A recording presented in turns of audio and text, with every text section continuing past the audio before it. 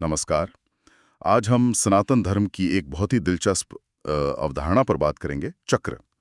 हमारे पास चक्रास इन सनातन धर्म N in depth exploration लेख के कुछ अंश हैं और हम कोशिश करेंगे कि इन ऊर्जा केंद्रों को इनके महत्व को आसानी से समझें। तो सबसे पहले यही समझते हैं कि ये चक्र आखिर हैं क्या? मतलब क्या ये हमारे शरीर का कोई हिस्सा है, कोई अंग? नहीं, देखिए ये शारीरिक अंग बिल्कुल नहीं है। इनको आप ऐसे समझिए कि ये हमारे सूक्ष्म शरीर, जिसे सूक्ष्म शरीरा कहते हैं, उसमें मौजूद ऊर्जा के केंद्र हैं। ऊर्जा केंद्र? जी हाँ, ऊर्जा के घूमते हुए भंवर या पहिए कह सकते हैं, वॉर्टिसेस ऑफ एनर्जी। और सनातन परंपरा में ना इन्हें चेतना के विकास के लिए, स्वास्थ्य के लिए और यहाँ तक कि आध्यात्मिक मुक्ति के लिए भी बहुत महत्वपूर्ण माना गया है। अच्छा। और इनकी जगह कहाँ मानी जाती है शरीर में? मतलब अगर ये अंग नहीं है तो? तत्स्थित माना जाता है। एक अदृश्य ऊर्जा नाली होती है, सुषुम्ना नाड़ी, उसके रास्ते पर। और ये वो जगह भी हैं जहां दूसरी मुख्य नाड़ियां, इड़ा और पिंगला, वो भी आकर मिलती हैं। तो एक तरह से ये ऊर्जा संगम जैसे हैं। दिलचस्प। ये तो काफी गहरा विज्ञान लगता है।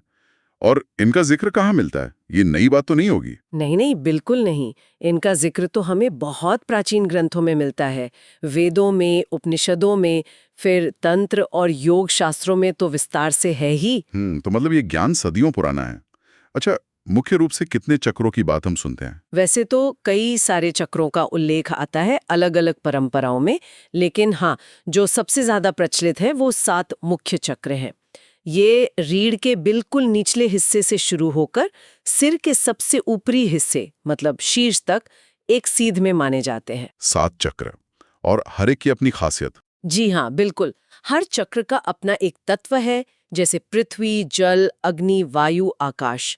अपना एक रंग है, एक बीज मंत्र यानी एक मूल ध्वनि है। जी। यहाँ तक कि उनसे जुड़े देवी देवता और कमल की पंखुड़ियों की एक निश्चित संख्या भी बताई जाती है। ठीक है। ये सब चीजें मिलकर ना उस चक्र के स्वभाव और उसकी ऊर्जा को दर्शाती हैं। ठीक है। तो क्या हम संक्षेप में इन सातों को समझ सकते हैं, नीचे से ऊपर की तरफ? हाँ हाँ, क्यों नहीं। चलिए शुरू करते हैं। सबसे पहले वो 3 चक्र आते हैं जो हमारी कह सकते हैं बुनियादी जरूरतों और दुनियावी पहचान से ज्यादा जुड़े हैं। जी। पहला है मूलाधार चक्र, रूट चक्र। मूलाधार, ये कहाँ होता है? ये रीढ़ के बिल्कुल आखिर में, आधार पर। इसका तत्व है पृथ्वी, रंग है लाल और बीज मंत्र है लैम्ब। लैम, अच्छा। जी।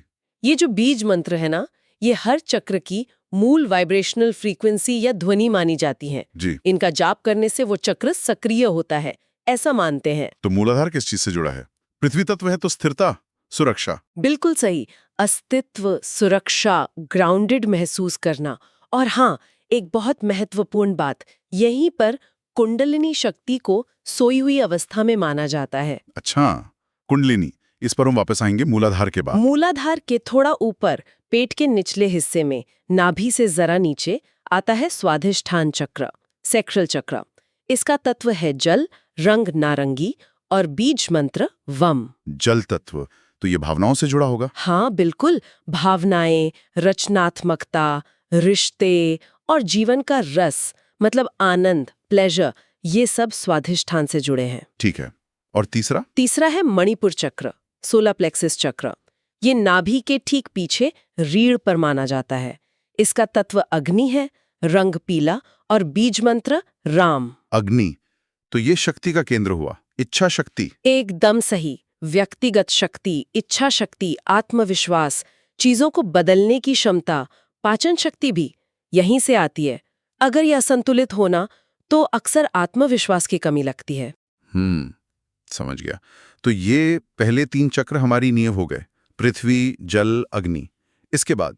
हाँ, इन तीनों के बाद एक बहुत महत्वपूर्ण चक्र आता है, चौथा, जो एक तरह से पुल का काम करता है निचले ज्यादा भौतिक चक्रों और ऊपर के ज्यादा आध्यात्मिक चक्रों के बीच।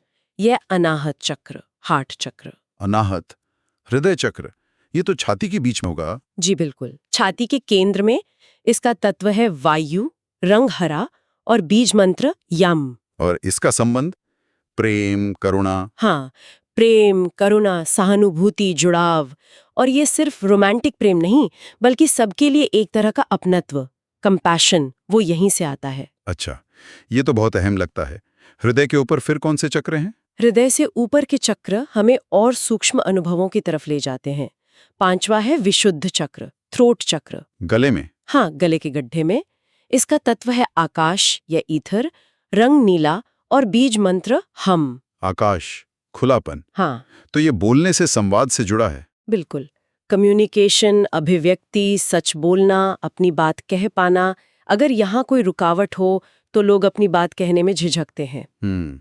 और छठा, वो तीसरी आंख वाला? जी हाँ, वही आज्ञा चक्र, थर्ड आई चक्र। ये दोनों भौहों के बीच में स्थित माना जाता है। इसका तत्व मन या प्रकाश कह सकते हैं। रंग है गहरा नीला, इंडिगो, और बीज मंत्र है ओम या AUM। तो ये अंतर्ज्ञान का केंद्र हुआ, इंट्यूशन। हाँ, अंतर्ज्ञान, विवेक, चीजों को साफ साफ देख पाना, मतलब बाहरी आंखों से नहीं बल्कि अंदरूनी दृष्टि से, इनर गाइडेंस। और फिर सबसे आखिर में 7वां चक्र। 7वां और अंतिम पड़ाव है सहस्रार चक्र, क्राउन चक्र। ये कहाँ पर? सिर के सबसे ऊपरी हिस्से पर, क्राउन ऑफ द हेड। ये किसी एक तत्व से बंधा नहीं है, इसे सबसे परे मानते हैं। इसका रंग बैंगनी या सफेद माना जाता है और इसका बीज मंत्र या तो ओम है या फिर सिर्फ मौन, परम शांति। इसे 1000 पंखुड़ियों वाला कमल भी कहते हैं। 1000 पंखुड़ियों वाला कमल, वाह! और ये किससे जुड़ा है? ये सीधे ब्रह्मांडीय चेतना से जुड़ाव का प्रतीक है। आत्म साक्षात्कार, समाधि, अहम का मिट जाना, मुक्ति, सब इसी से संबंधित हैं। ये तो वाकई चेतना के विकास का एक पूरा नक्शा है जैसा लग रहा है।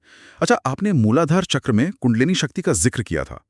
उसका इन सब चक्रों से क्या गहरा नाता है? हाँ, वो बहुत महत्वपूर्ण है।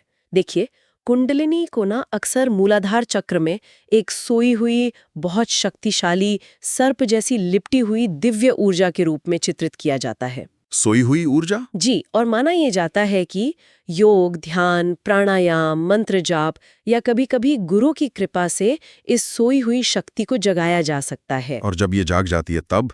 जब ये जागृत होती है तो ये ऊपर की ओर उठना शुरू करती है, रीढ़ की हड्डी के साथ जो मुख्य ऊर्जा नाड़ी है, सुषुम्ना, उसके माध्यम से।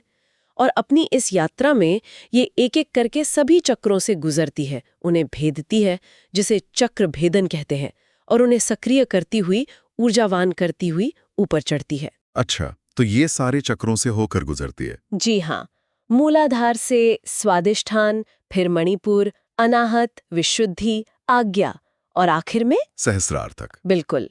जब कुंडलिनी ऊर्जा सहस्रार चक्र तक पहुंच जाती है तो उसे परम चेतना यानी शिव और ऊर्जा यानी शक्ति का मिलन माना जाता है। ये वो अवस्था है जहां द्वैत यानी मैं और दूसरा का भाव वो मिट जाता है और व्यक्ति को आत्म साक्षात्कार, समाधि या जिसे हम मोक्ष कहते हैं, उसका अनुभव होता है। ये इस पूरी योगिक यात्रा का परम लक्ष्य माना गया है। कमाल है। तो मतलब संक्षेप में अगर कहें तो सनातन धर्म में ये चक्र सिर्फ शरीर के ऊर्जा केंद्र नहीं है, बल्कि ये हमारे अंदर ही ब्रह्मांडीय चेतना तक पहुंचने के रास्ते या दरवाजे हैं। बिल्कुल सही कहा आपने, दरवाजे हैं, और इन्हें समझना, इन पर काम करना, इन्हें संतुलित रखना, ये शरीर, मन और आत्मा तीनों के सामंजस्य के लिए बहुत जरूरी है। तो ये सिर्फ आध्यात्मिक चीज नहीं, इसका व्यवहारिक पहलू भी है। हाँ, बिल्कुल। ये योग और तंत्र साधनाओं का आधार है, आत्म जागरण का एक गहरा विज्ञान, लेकिन साथ ही बहुत व्यवहारिक भी।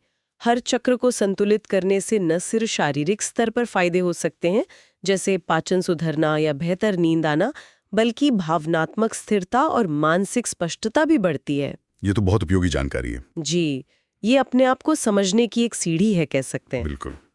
तो आज की इस चर्चा को समाप्त करते हुए हमारे सुनने वालों के लिए सोचने का एक विचार छोड़ जाते हैं। ये जो प्राचीन ज्ञान है चक्रों का, इन ऊर्जा केंद्रों का, इसे समझकर और शायद इस पर थोड़ा काम करके हम अपनी रोजमर्रा की जो भागदौड़ भरी जिंदगी है उसमें ज्यादा संतुलन और एक गहरी आत्म जागरूकता कैसे ला सकते हैं, इस पर जरूर सोचिएगा।